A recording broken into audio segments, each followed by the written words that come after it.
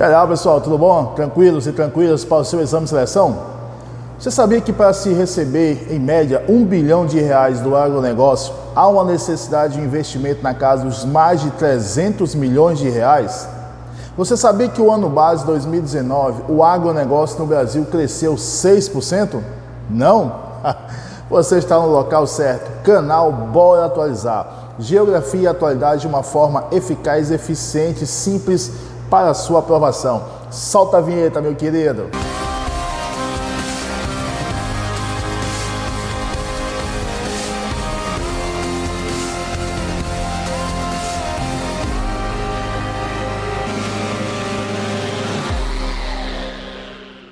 Turma boa, o agronegócio realmente nos últimos anos vem sendo uma das atividades que mais vem salvando o produto interno bruto brasileiro. Por quê? Porque na realidade nós temos diversos fatores que fazem com que haja uma necessidade de aumentar a produtividade do agronegócio, produção de grãos, seja soja, seja o milho, seja o arroz, seja a carne, tá? Seja o café. Então todos esses produtos de origem primária, ou seja, originado da agricultura, da pecuária, do extrativismo, formam as chamadas commodities, ou melhor, mercadorias primárias exportáveis. Lembrando, toda vez que você lê, toda vez que você for escrever, toda vez que você for marcar, assinalar alguma coisa sobre o termo primárias, você vai lembrar que são mercadorias de origem agrícola, pecuarista ou do extrativismo, seja ele mineral, seja ele vegetal. Então tudo isso vem ocorrendo e vem aumentando a produtividade, tá, agrícola, pecuarista e extrativista brasileira no cenário mundial. Você tem que lembrar, tá, que toda essa produção visa principalmente o mercado externo. Aí você associa o quê? O que você deve associar com isso? A colonização. Olha, para que serviu a colonização do território brasileiro? Primeiro, para patrulhar novos territórios, certo? Patrulhar esses novos territórios através de quê? Através de atividades agrárias, seja o extrativismo, fosse a agricultura, fosse a pecuária. Primeira função, tá, da ocupação territorial brasileira utilizando atividades primárias. Daí vem surgindo devagarzinho ao longo do tempo, devido aos interesses, às necessidades, vem surgindo toda essa potencialidade do setor agrícola brasileiro. Potencialidade. Sempre perguntam se o Brasil realmente é um país de vocação agrícola. Eu digo sempre que sim, eu digo sempre que não. Certo? Por quê, meu querido? Observa bem aqui conosco. Vamos pensar junto. O Brasil tem vocação agrícola? Interroga. Sim. Grande extensão territorial. Mas o Brasil também tem um potencial industrial, na atualidade, também muito forte. Tá? O Brasil tem vocação agrícola? Sim. Devido a qual fator? A disponibilidade de recursos naturais de forma surpreendente, significativa e extraordinária. Mas ao mesmo tempo nós temos potencial nesses quase os mesmos fatores que desenvolvem atividades secundárias ou também chamadas atividades industriais. O Brasil tem vocação agrícola? Sim. Devido, por exemplo, ao fator da oferta, da abundância de recursos naturais oferecidos em todos os nossos 8,5 milhões de quilômetros quadrados. Mas, ao mesmo tempo, o Brasil tem uma vocação industrial, já que esses mesmos recursos hídricos são a nossa atual principal fonte de energia. Entendeu? Então, são duas respostas, mas duas respostas embasadas em qualquer situação. Outra coisinha no tocante ainda essa questão de Brasil com vocação agrícola, em especial para o agronegócio. Desigualdades espaciais. É incrível como a principal característica da nossa estrutura fundiária, e o que é a estrutura fundiária?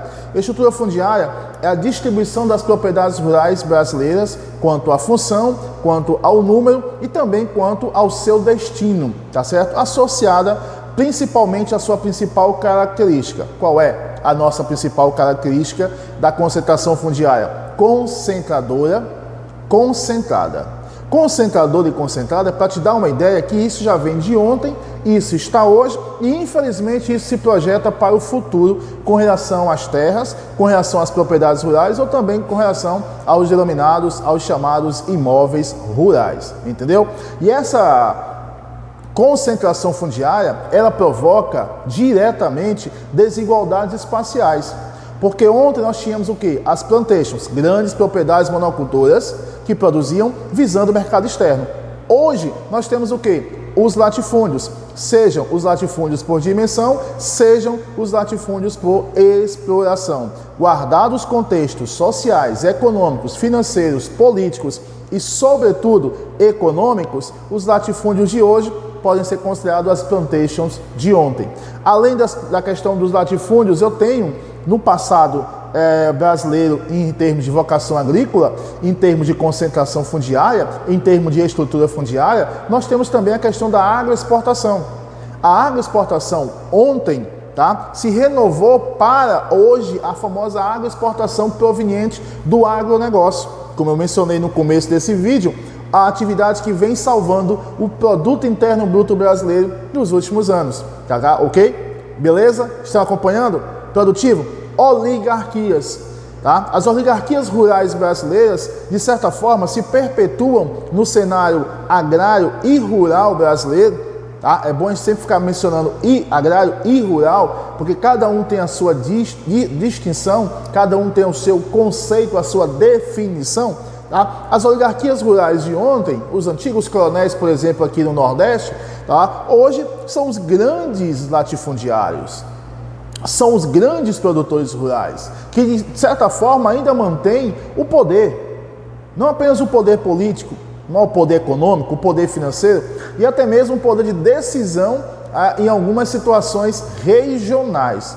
No tocante à questão política, sem sombra de dúvida, o Brasil ainda continua com uma elevada e infelizmente amplificada concentração do poder político das mãos dos grandes produtores rurais, regionais e nacionais aqui no nosso território. Entende? Então, falar de estrutura fundiária, infelizmente, é você lembrar que ela foi concentradora, que ela é concentrada e que, infelizmente, por mais e mais alguns anos, ela também continuará concentrando as atividades primárias nas mãos de poucas pessoas junto à área geográfica brasileira. Associe a questão do agronegócio, para entrar mais no mérito do agronegócio, associe também a revolução dos equipamentos técnicos e dos equipamentos associados a tecnologias. Esse avanço da terceira e já da quarta revolução industrial junto ao campo brasileiro, na atualidade geográfica brasileira, vem fazendo também com que o agronegócio seja de fato uma das principais atividades econômicas imprescindíveis ao país, ao nosso país. Entende? Acompanhado dessa evolução e revolução técnica e tecnológica, tu não pode esquecer, no momento da tua prova, não pode esquecer a questão do mercado externo.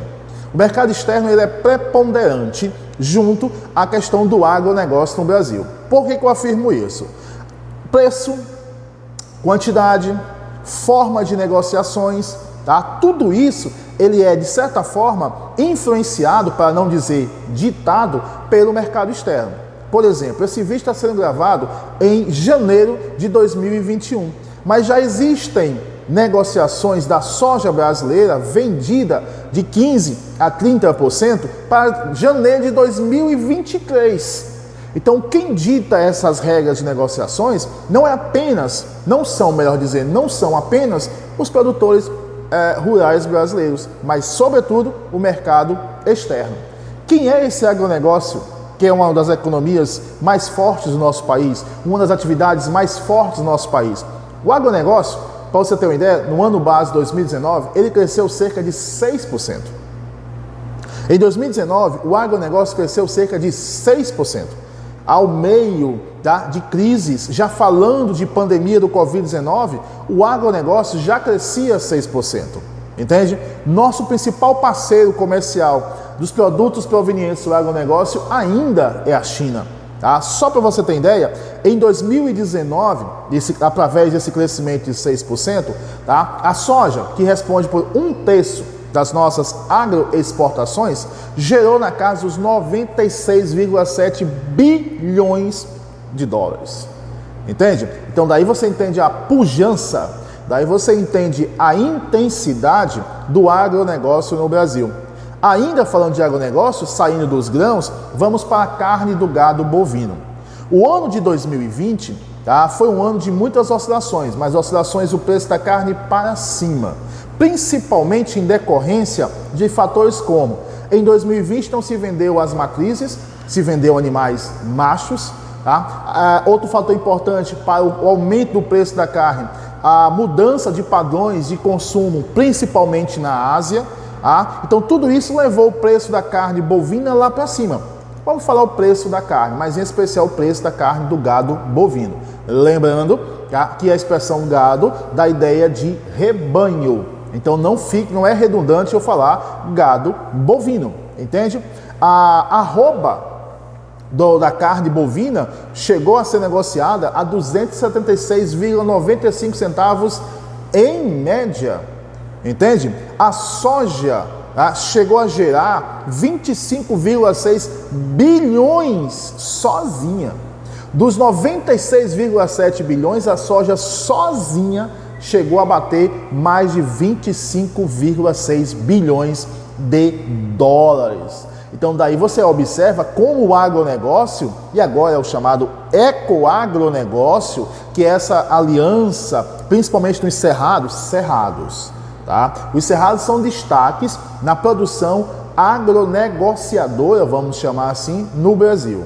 Lembrando que o cerrado, aquele cerrado de cascas grossas, raízes profundas, galhos retorcidos e tortuosos, que sofre demais com as queimadas, tá certo, uma das principais fronteiras agrícolas do nosso país. Além dos cerrados, além do bioma dos cerrados, você não pode esquecer também que esse agronegócio vem se despontando no bioma amazônico. Daí o aumento das queimadas, daí o aumento do desmatamento como um dos fatores do agronegócio, entendeu?